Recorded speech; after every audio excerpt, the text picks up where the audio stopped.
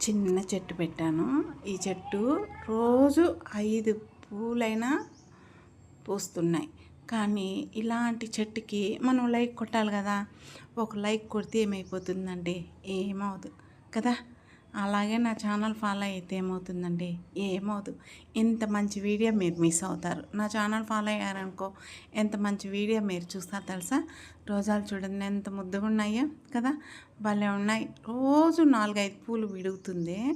కానీ ఏం వాసన తెలుసా రోజా పువ్వు, పన్నీర్ రోజాలు ఎక్సలెంట్‌గా ఉంటాయి.